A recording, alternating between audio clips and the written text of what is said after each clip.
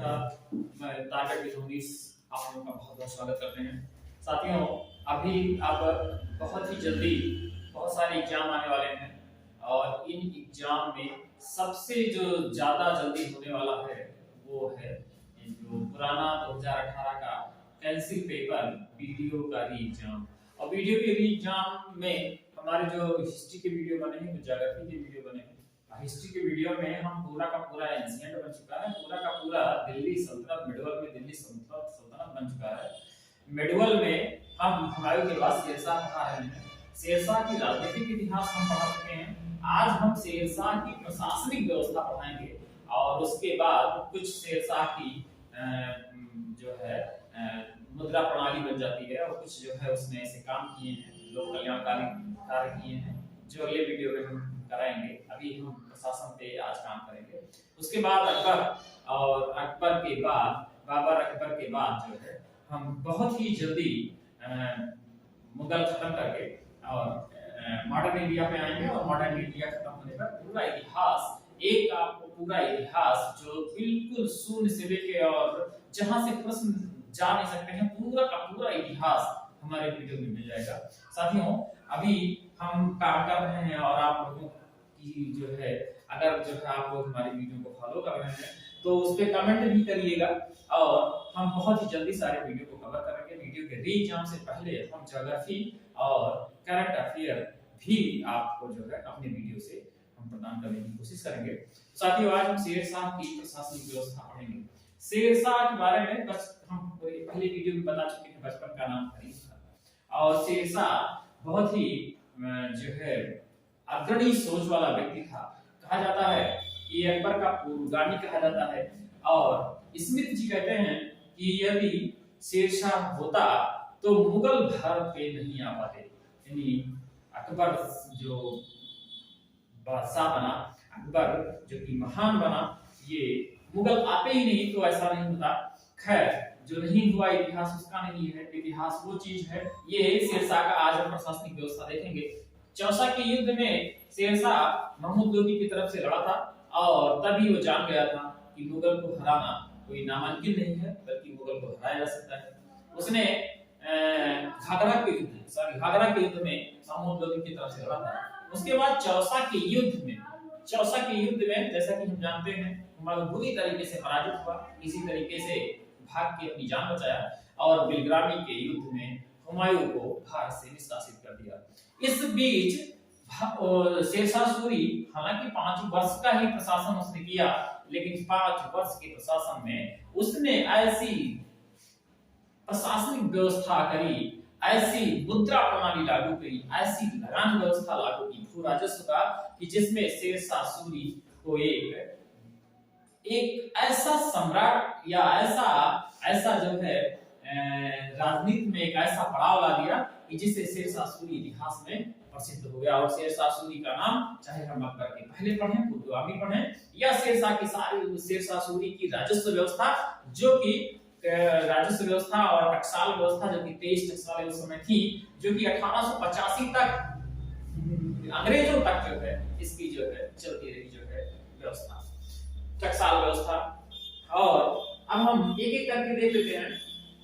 शेरशाह सूरी की प्रशासनिक व्यवस्था दूरगामी सिद्ध हुए और शेरशाह शासन प्रबंध की जानकारी हमें अब्बास खां सरवानी की पुस्तक तारीख शेरशाह सूरी, तारीख शेरशाह, ये चीज हमको तारीख शेरशाह अब्बास खां सरवानी ये मिलाने को पेपर में भी आता है। ये भी प्रश्न पूछ सकता है कि शेरशाह का जो है हमें जो इतिहास है वो किस बुक में या किस किताब में हमें मिलता है, तो अब्बास खां सरवानी जो है इनके इसमें और तारीख शेरशाह है तो पकड़ में आ जाएगा। फिर है शेरशाह को एक व्यवस्था सुधारक के रूप में जाना जाता है, व्यवस्था प्रवर्तक के रूप में नहीं, क्योंकि इसको मात्र 5 साल का ही समय मिला और 5 वर्ष के समय में ये व्यवस्था को सुधार करने में ही इसका टाइम लग गया। उसको एक पूर्ण रूपेण संस्था यानी परिवर्तक नहीं कर पाया, लेकिन व्यवस्था काफी सुधार करके गया। और आधुनिक इतिहासकार कानूनगो शेरशाह को अकबर से भी महान व्यक्ति और प्रतिभाशाली तथा योग्य कहते हैं। कौन कहता है? कानूनगो अकबर से भी ज्यादा महान और जो है इस तरीके से ये कहते हैं। और इतिहासकार स्मिथ कहते हैं कि यदि शेरशाह सूरी होता तो ये मुगल भारत में प्रवेश ही नहीं पाते। हालांकि शेरशाह की मौत जो है ये कालिंजर के एक जो है गोला आता है उसी में इसकी मृत्यु हो जाती है। तो मतलब अनफॉर्चुनेट, सौभाग्यशाली नहीं रहा, आगे शासन नहीं कर पाया। फिर सल्तनत कालीन व्यवस्था के आधार पर शेरशाह ने 4 विभागों की स्थापना की, जिसमें पहला है दीवानी वजारत, जिसमें दीवानी वजारत में या वजारत में राजस्व व्यवस्था से पूरी प्रणाली होती है और राजस्व व्यवस्था यहाँ से देखी जाती है।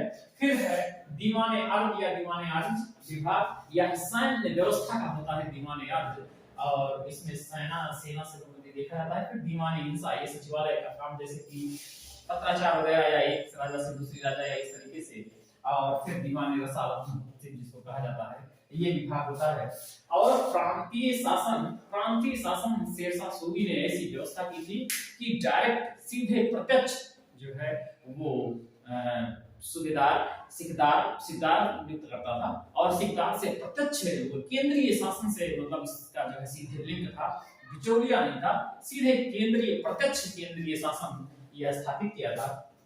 और प्रांतीय शासन के अंतर्गत जो शेरशाह के समूचे साम्राज्य को 66 सरकार में, और हर सरकार में एक सिकदार होता था, और या फिर जिलों में विभक्त था, सीधे केंद्रीय सरकार के नियंत्रण में रख दिया गया था। कि सीधे यानी सारे उसके जितने भी अधिकारी थे वो एक सरकारी कर्मचारी या सरकारी अधिकारी थे, जो कि सीधे शेरशाह सूरी या सम्राट से सीधे लिंक थे। फिर शेरशाह सूरी ने बंगाल के सूबे को विप्लवकारी प्रवृत्ति पर अंकुश लगाने के लिए इस सूबे को 19 सरकारों में बांट दिया। कुल थे 66, जिसमें खाली बंगाल 19 सरकारों में बांट दिया। और सरकारों के प्रशासन केंद्र द्वारा भर्ती किए जाते थे, जिन्हें सिकदारान कहते थे। सिकदार या सिकदार कहे जाते थे। शेरशाह की लगान व्यवस्था मुख्यतः रैयतवाड़ी थी। भूमि मापन हेतु गज ये सिकंदरी चला रहा था, उसका प्रयोग किया। सिकंदर लोदी ने गज ये सिकंदरी किया था, उसको जो है हालांकि इसने जब्त और इस तरीके से कई प्रणाली उसने किया। भू राजस्व का 1/3 को लेता था, और इसने नाप करके और जो है सीधे वो जो इस तरीके से करती थी। रैयतवाड़ी का अर्थ ये होता है सीधे रैयत से उसका संबंध होता है, इसलिए रैयतवाड़ी आगे हम पढ़ेंगे मॉडर्न में कि कई प्रथाएं में रैयतवाड़ी व्यवस्था, अस्थायी बंदोबस्त व्यवस्था और महालवाड़ी व्यवस्था। अस्थायी बंदोबस्त में एक जमींदार के थ्रू उसको फिक्स कर दिया जाता है या एक ठेका उठा लेता है कि हम इतना पैसा देंगे राजस्व। इसमें जो है बहुत ज्यादा जो है रैयत को बहुत परेशानी उठानी पड़ती है, क्योंकि वो ज्यादा से ज्यादा जमींदार वसूल करता है।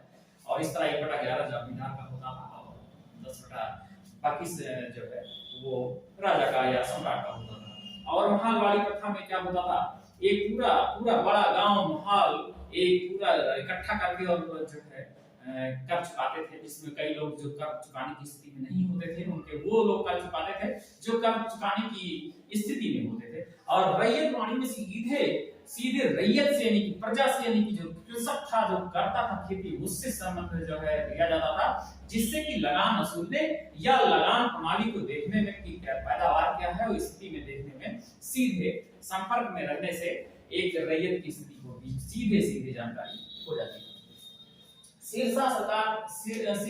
शेरशाह ने सरकार तथा कृषकों के मध्य प्रत्यक्ष संबंध स्थापित करने के उद्देश्य से पट्टा तथा कबूलियत बहुत इंपॉर्टेंट है प्रथा को जन्म दिया।